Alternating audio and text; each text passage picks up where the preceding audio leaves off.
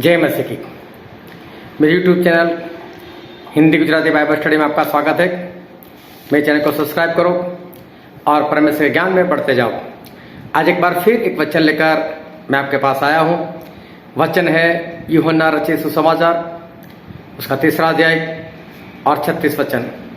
वहाँ पर ऐसा लिखा है, जो पुत्र पर विश्वास करता है अनंत जीवन उसका है, परंतु जो पुत्र के नहीं मानता वह जीवन को नहीं देखेगा, परंतु परमेश्वर का क्रोध उस पर रहता है।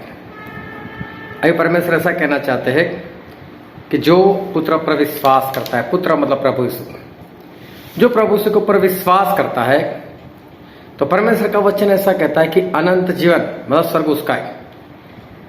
जो यीशु मसीह पर विश्वास करता है तो अनंत जीवन उसका है। फिर लिखा है, परंतु जो पुत्र की नहीं मानता, अविश्वास की बात नहीं है, जो पुत्र की नहीं मानता वह जीवन को नहीं देखेगा, मतलब अनंत जीवन नहीं देखेगा। इसका मतलब अनंत जीवन चाहिए तो पुत्र मतलब प्रभु यीशु को मानना पड़ेगा, उनकी बातें माननी पड़ेगी, उनकी आज्ञाकारी करनी पड़ेगी। मतलब परमेश्वर कहना चाहते हैं कि विश्वास मतलब आज्ञा पालन, आज्ञा को मानना है। जो प्रभु यीशु की नहीं मानता वो जीवन नहीं देखेगा, परंतु परमेश्वर का क्रोध उस पर रहता है। जो प्रभु यीशु को नहीं मानता उसके ऊपर परमेश्वर का क्रोध रहता है। अभी ये वीडियो खास करके मैंने उन लोगों के लिए बनाना चाहा है जो शादीशुदा है, और ये वीडियो मैं उनके लिए चाहता हूं कि जो लड़की और लड़के शादी करने के लिए तैयार बैठे, या तो उनकी मंगनी हो चुकी है या तो फिर उनके लिए रिश्ता देख रहे उनके लिए।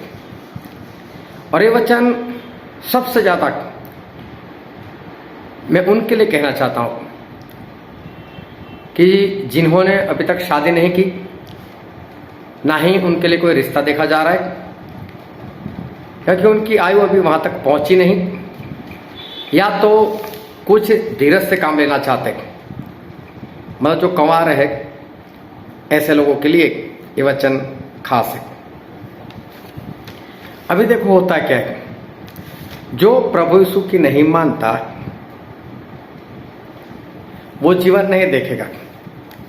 मानना और नहीं मानना, मानना मतलब विश्वास करना, नहीं मानना मतलब विश्वास नहीं करना। अभी ज्यादातर मैंने ये देखा है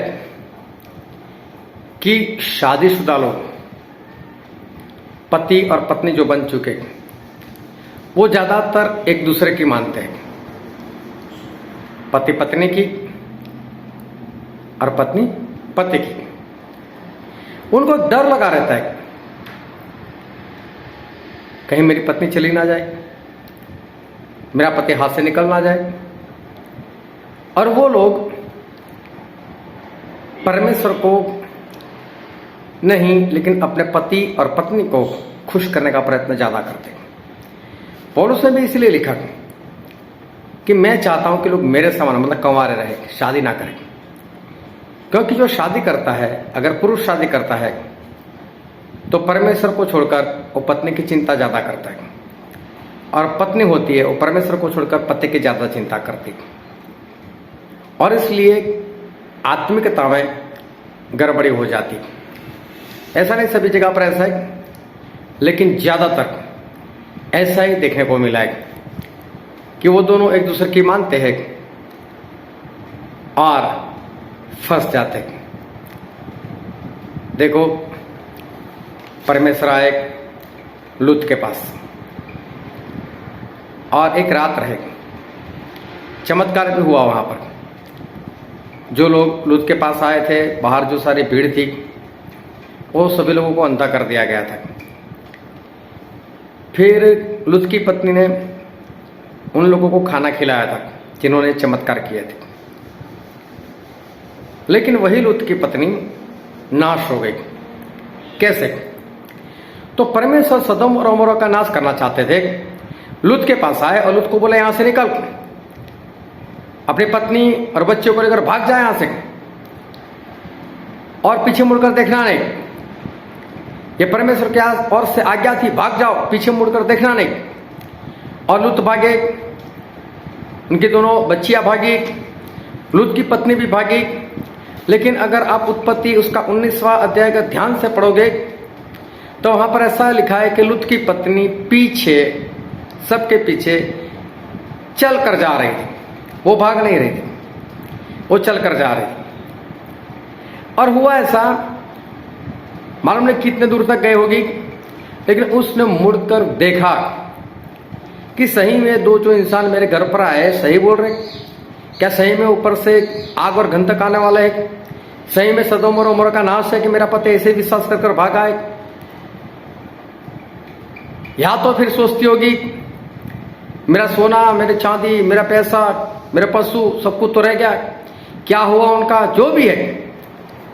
लेकिन अविश्वास के कारण, परमेश्वर का नहीं मानते हुए लूत की पत्नी ने मुड़कर देखा, और बाइबल में लिखा है वो नमक का खंभा बन गई।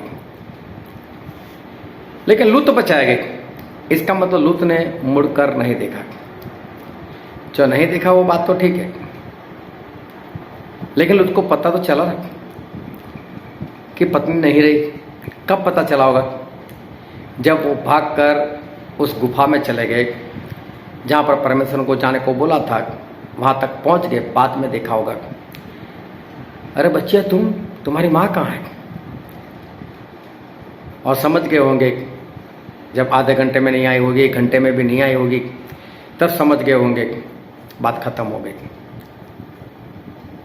यहां पर एक बहुत बड़ी बात हमको देखने को मिलती है। लूत ने पीछे मुड़कर नहीं देखा, अपनी पत्नी की परवाह नहीं की। अगर लूत पत्नी की परवाह करते और मुड़कर देखते तो क्या होता? फिर तो वो भी नाश हो जाते। अगर आप शादीशुदा हो तो क्या करते हो? परमेश्वर से ज्यादा पति की मानते हो, परमेश्वर से ज्यादा पत्नी की मानते हो। और जिनकी शादी नहीं हुई, जिनके लिए रिश्ता देख रहे और जिनके अभी तक रिश्ता भी नहीं देख रहे, मैं आप लोगों को चेतावनी देना चाहता हूं, आपकी हालत वैसे ही होने वाली अगर आपने शादी कर ली। मैं ये नहीं कहता शादी मत करो, लेकिन संभल कर करो। आपके जीवन में सबसे पहला स्थान परमेश्वर का होना चाहिए। इसलिए मालूम है, पास्टर बुलवाता है, मैं अमीरी में, मैं गरीबी में, बीमारी में, चंगाई में हर वक्त पत्नी से मिला रहूंगा या पत्नी से मिला रहूंगा, ऐसा बुलवाते। कभी ऐसा बुलवाए पाप में भी उसके साथ रहूंगा? नहीं। अगर पति या पत्नी वो कुछ ऐसा काम कर रहे जो परमेश्वर के विरोध में है, आपको साथ नहीं देना है। लूत ने एक बार भी मुड़कर नहीं देखा। जब अय्यूब के ऊपर इतनी आ पड़ी, अय्यूब का सारा कुछ छीन लिया गया, अय्यूब को भी फोड़े निकल आए, लेकिन क्या हुआ? अय्यूब की पत्नी ने ऐसा बोला, अब तो परमेश्वर को श्राप दे, उसकी निंदा कर, और हो सकता है ऐसे करने से तुझे मौत आ जाए तो अच्छी बात है, मर जाए। लेकिन अय्यूब ने क्या बोला? क्यों एक अधर्मी स्त्री की तरह बात करती है? क्या मैं परमेश्वर के हाथों से सिर्फ सुख लूं? अगर दुख मिले तो ना लो। अपनी पत्नी का कहा हुआ नहीं माना, दुगुना मिला। अय्यूब बचाए गए। आपके जीवन में सबसे पहला स्थान किसका है? लेकिन हनान्याह और शफीरा, उन्होंने क्या किया?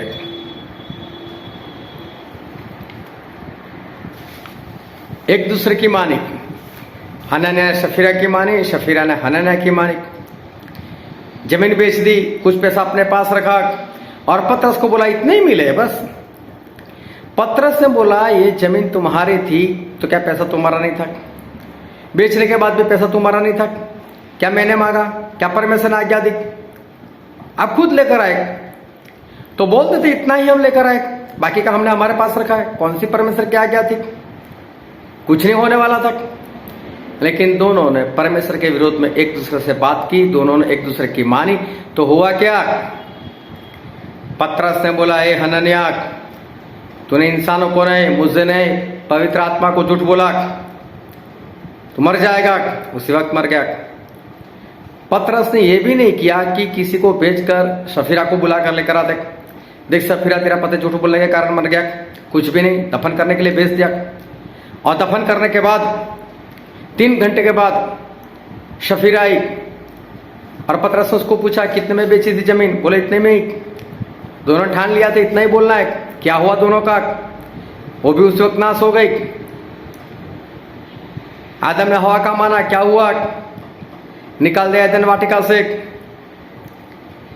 अगर आप पति पत्नी हो, अगर आप पति पत्नी बनना चाहते हो, अगर आप शादी की सोच रहे हो, या तो 2 साल के बाद आप सोच रहे हो, सावधान हो जाओ, शादी की मना नहीं है।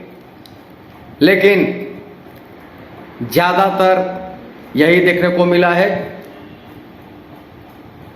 कि पति पत्नी का कहा हुआ करता है और पत्नी पति का कहा हुआ करती है। परमेश्वर साइड में रह जाते। क्या आपके जीवन में ऐसा ना हो जाए? आप किसकी सुनते हो? परमेश्वर बोलते हैं जो पुत्र की नहीं मानता उसके पास जीवन नहीं है, लेकिन परमेश्वर का क्रोध उसके ऊपर रहता है। आप किसकी मानोगे? पत्नी की, पति की, या पुत्र मतलब प्रभु यीशु की मानोगे? किसकी मानोगे? कहां जाना चाहते हो? ये आपके हाथ में है। लेकिन हौसला बुलंद रखो, परमेश्वर को पहला जगह दो, पहला स्थान दो, परमेश्वर की आज्ञा को पहले मानो। परमेश्वर को आप आशीष दे।